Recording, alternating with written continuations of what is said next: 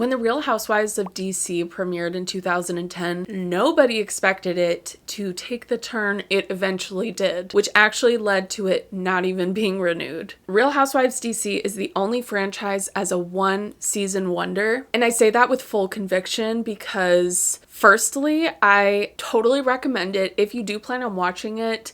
I don't want to spoil anything for you. Turn this video off, come back when you're done. In true Housewives fashion, Real Housewives of DC was literally riddled with drama and, let's just say, characters from the beginning. I'm a Housewives pro at this point, so even through the first episode, I was like, oh, this is pure gold. Casting directors were truly in their bag, and it really made me nostalgic, as old Housewives seasons do, for kind of the older version of Housewives, which is people who are not as well known but don't really know how to respond to like a national platform. It's just because they're saying and doing so much more, like that's coming off as genuine, but also like that early reality show vibe of what can I do to get more screen time, but it's not too concocted. It's just an extension of their true selves, where I feel like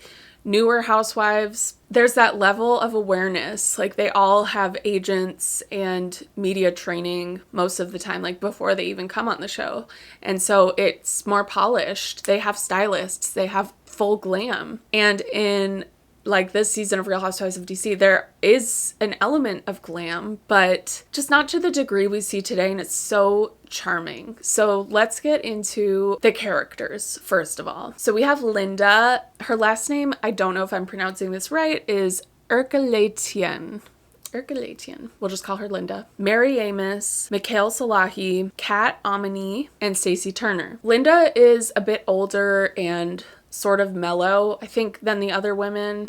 I've been married twice, and having a husband is like having more children. I have 4 already. But I think because she has that confidence in herself, she is not afraid to say what she thinks, which I really appreciate. Inviting second-tier people seems so unnatural. Mary is a mother and housewife, like literal housewife, and she's also pretty chill. My dad was friends with Ethel Kennedy. I have fond memories of hanging out at that Kennedy house. Definitely a peacekeeper, though. Like, she does not want to talk really about anybody behind their backs, which it's kind of like, Mary.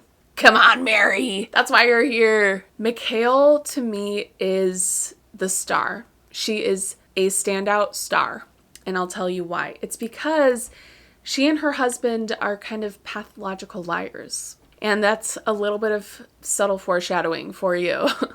People have a hard time saying no to me, and that's just been my blessing. Kat is British. She is a bitch. I'll just say that. She's very British in her humor and statements, in that she's very straightforward. And then when she's called out on like certain things that she said, she's like, I would never want to be like that. It's just my sense of humor. It's just how we Brits are. It's like, okay, I understand that, but like you're straight up being disrespectful. I might be new around here, but I'm not afraid to speak the truth. I did genuinely feel a little bit out of place. She was straight up rude. Her husband is a White House photographer and is so fucking full of himself. Like, he's so obnoxious, and he's the kind of guy who cares too much about his hair. You know what I mean? Like, need I say more? Maybe that's, again, some subtle foreshadowing. We'll get to that. And Stacey Turner is a real estate agent, and she's a mother and a wife as well. I am a real estate agent with Sotheby's Realty. On average, I do about 25-30 million a year. Stacey had a really interesting storyline, I thought. So she was adopted, and part of her storyline was finding her adoptive parents. So she did find her mom. However, her mom did not want to introduce her to her, or did not even want to tell her who her father was.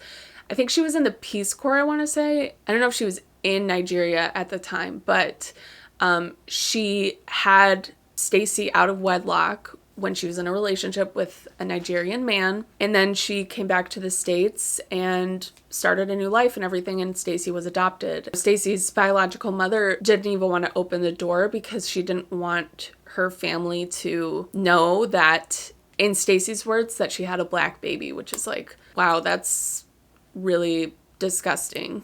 And a lot of old-fashioned thinking that's deplorable, truly, on so many levels. But incredibly, Stacey was actually able to find her father. So wild, because Nigeria is huge, and that was literally the only information she had. She also had a photo, I believe, and through that photo and connecting with the Nigerian embassy, she was able to track him down, which is absolutely incredible. And I think at the end she did go to visit him and her family there. So that was really such a bright spot of the season. Before I get into other things, let's talk about Mikhail and Tariq Salahi. So Mikhail and Tariq are a married couple. As we're introduced to them, they're very showy, they're very flashy, and that is clear. It's very much a new money vibe, which I don't have a problem with per se, but you know, you pick up on that right away. They want the connections kind of thing. Tariq has trust fund baby vibes. He's a polo player and he clearly wants to impress people and kind of be the star of the show, one of those house husbands. So we're kind of introduced to this through a few things. They throw this gala for polo and it was trashed by some people as being like low class, and especially Kat, she's like, polo's like super high society and this is like in a tent kind of thing, which, you know, I could see that because polo's like very British and very exclusive, and this event was like not to that level, but it was shade. It was shade. Also, there's this Republican healthcare lobbyist named Edwina Rogers who shows up at this event, the polo event, and I was dying because it was around the time that Republican makeup was becoming a thing on TikTok. It's kind of verging on criminal that people should have to pay to have healthcare. 44,000 Americans per year to die for not having healthcare is just sick and wrong, and there's nothing right about it. And we've got to fix it. It's insane. Yeah. And this is America. You're supposed to do everything much better than us. I mean, you guys certainly don't when it comes to that. Is that a cucumber sandwich? Edwina really, really embraced that. The eyeliner, the lipstick, and the blush was blushing. So Mikhail is like all over the place at this polo event. She's definitely like a social climber, wants to impress people. She's like hugging everybody, telling them she loves them. But you can tell like that is her natural personality. She is very bubbly, but she also wants to embody that like socialite woman of society whose husband has been born into that. Tariq apparently has this contentious relationship with his family, with his parents, and they're very shady the way that they speak about it. Like you don't really know what's going on, but basically they have a winery that used to be really prolific and then just got hit by the 2008 recession, of course.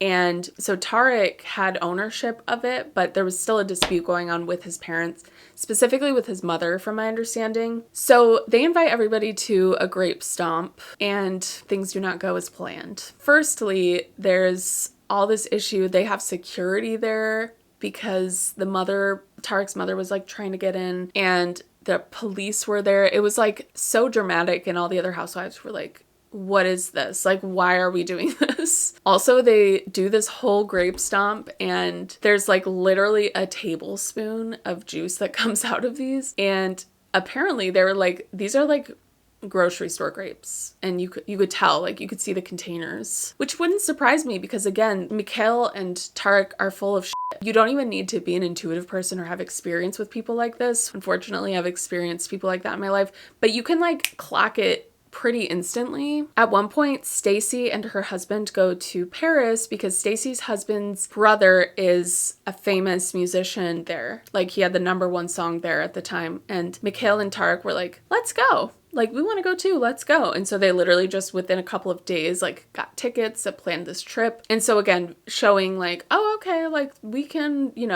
we can keep up with the Joneses. Like we have Paris at the last minute kind of money. Another thing about Edwina Rogers that Reddit thankfully reminded me of, all the ladies were invited to an event for, healthcare lobbying. I don't remember what the event was specifically, but it was a party that Edwina Rogers was throwing and invited all the women. And Kat showed up dressed up as Sarah Palin, just beautiful.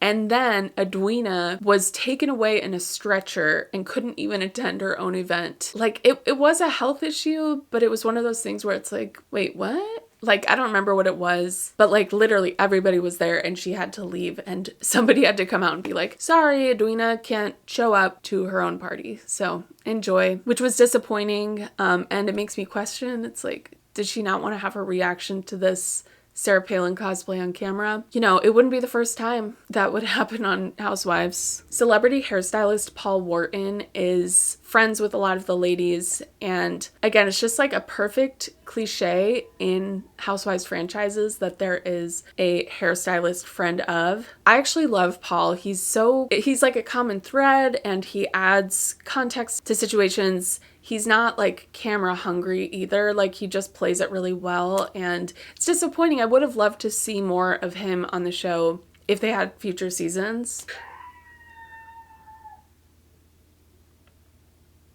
Okay, welcome to the neighborhood. So Mikhail and Tarek decide to throw Paul Wharton a birthday party, which would entail that they take on the, costs and planning and everything. However, even though Tarek made this big show and literally did like the saber on the champagne bottle and kind of made it seem like it was a party for him, honestly, they had like, I want to say it was their lawyer reached out to like Paul's friend / assistant and party planner, said that they would not be covering expenses for the birthday party.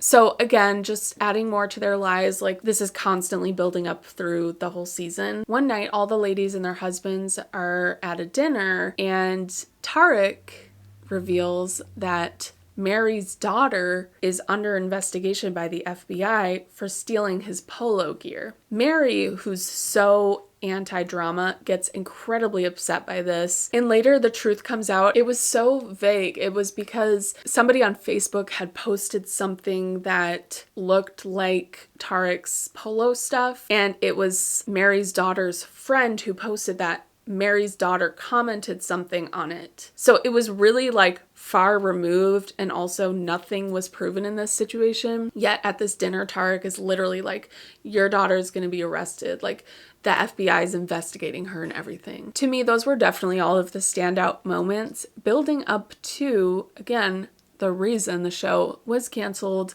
never to be seen again. In the season finale, Mikhail and Tarek are getting ready for a state dinner. Mikhail has this beautiful sari, she's getting her hair and makeup done, but there's kind of like a weird vibe surrounding the whole event. They're literally on camera talking about tickets. They're in the limo and they seem like kind of nervous, but not in the way you would expect. And it just seems very contrived and odd. And come to find out, they pull up to the event and they're sort of turned away, but they like walk down this corridor. And then we don't really find anything out again until Mikhail that night is posting all of these Facebook photos of the event. It's like her with Obama, her with Joe Biden, her with a bunch of politicians, diplomats, so on and so forth. So yeah, as it turns out, they were in contact with somebody at the White House about attending this state dinner. They were told that they would be able to get tickets, and so they just showed up anyway, and they eventually got in. So that was their side of the story, that they're just like, well, we were able to get in anyway, sort of thing. However, this turned into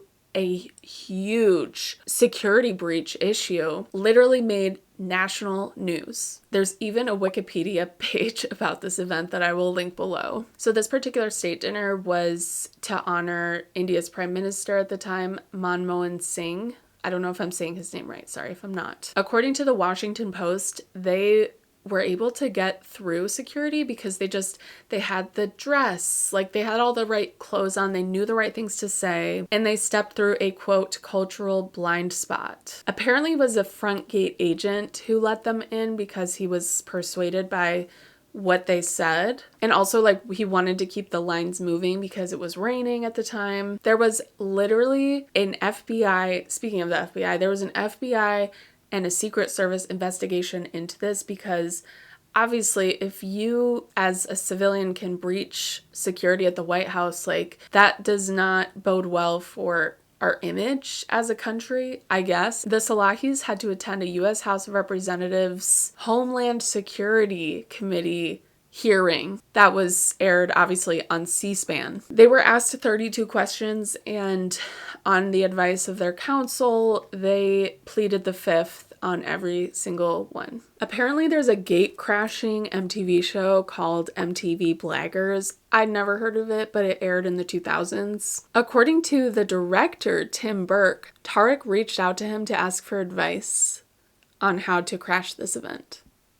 More specifically, he asked how to sneak into a black tie event. Mikhail wore David Yurman jewelry to the event, which is actually this bracelet. This was my grandmother's. And the total of her loan in jewelry was 30 grand and needed to be contacted 3 times to return the jewelry. So long story short, this was a huge scandal, an international scandal at that, and the show Real Housewives of DC was never to be picked up again. According to Andy Cohen, he basically said, when all of your footage is taken by the FBI for investigation, the writing's on the wall. You don't really want to play with fire in that way. And it's that reason that Real Housewives of Potomac, which if you don't know, Potomac is in that DC region, the DMV as it's called, is branded as Potomac and not DC, because even though it's relatively the same region, they could not have a show that had any connection to this scandal. In fact, Kat actually